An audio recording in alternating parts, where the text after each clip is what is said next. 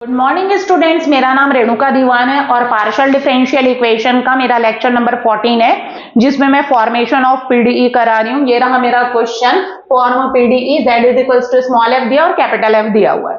मैंने देखा form PDE का है। पीडीई फॉर्मेशन के लिए मेरे पास दो मेथड है, bye eliminating function, bye eliminating constant.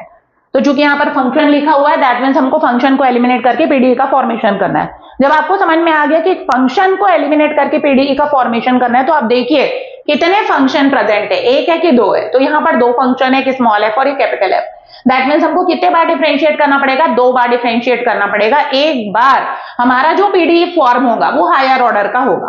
मैंने आपको पहले ही बताया अगर एक फंक्शन है तो हमारा जो पीडीई वन ऑर्डर का फॉर्म होगा, और अगर हमारे पास दो फंक्शन प्रेजेंट है तो हमारा जो पीडीई है वो दो ऑर्डर का, सेकेंड ऑर्डर का, मतलब हायर ऑर्डर का पार्शियल डिफरेंशियल इक्वेशन क्या होगा, फॉर्म होगा। सो चलिए स्टार्ट करते हैं। यहाँ पर z x y तीन वेरिएबल है जिसमें से z डिपेंडेंट है और x y जो है वो हमारा क्या है, इंडिपेंडेंट वेरिएबल। तो आपको लिखना पड़ेगा differentiating one partially with respect to x and y, x y के रिस्पेक्ट में करिए। तो आपका क्या आ जाएगा, del z by del x is equals to, del z by del x is equals to क्या आएगा, आप देखिए f को करोगे, स्मॉल f को, तो क्या आएगा, small f dash x plus i y, फिर बीच में प्लस है, कैपिटल F का होगा क्योंकि स्मॉल f भी एक्स वाई का फंक्शन है और कैपिटल F भी एक्स वाई का फंक्शन है। तो capital F dash x minus i y, फिर ब्रैकेट का होगा x माइनस आई वाई का, तो x का x के रिस्पेक्ट में वन, सेम चीज यहां हुआ है। अब इसके बाद आप क्या करेंगे, del z by del y निकालिए।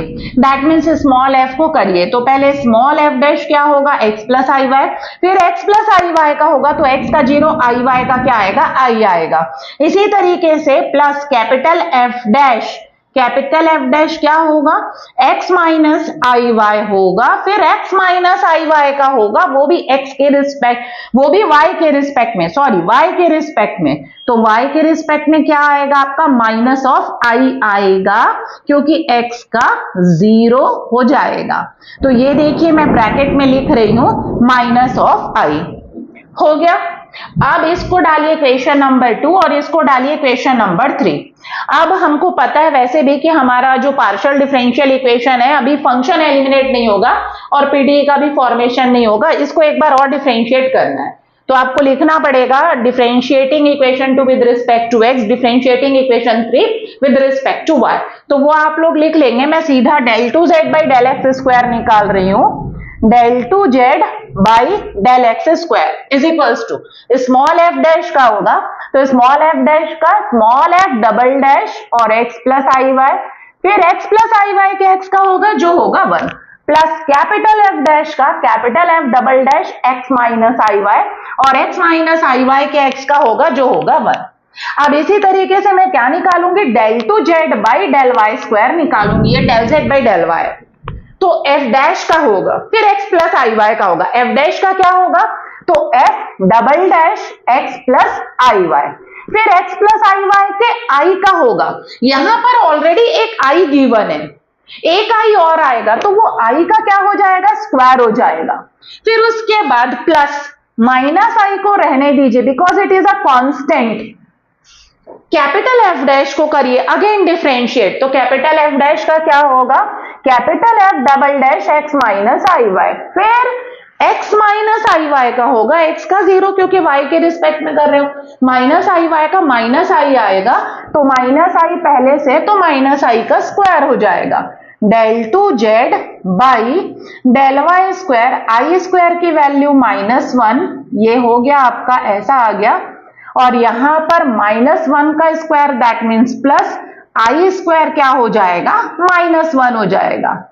आई का स्क्वायर आपका -1 होगा और -1 का स्क्वायर +1 हो जाएगा। दैट मीन्स -1 का स्क्वायर और इंटू आई स्क्वायर, ये 1 हो जाएगा और इसकी वैल्यू क्या होती है आपको पता है, -1 होती है। दैट मीन्स क्या आएगा, कुल मिलाकर माइनस आएगा, और ये जो आपका capital F double dash x minus i y as it is. अब यहां पर देखिए दोनों में माइनस है, माइनस कॉमन ले लीजिए, small f double dash x plus i y और plus capital F double dash x minus i y. ये हो गया आपका, ये किसकी वैल्यू है, del 2z by del y square.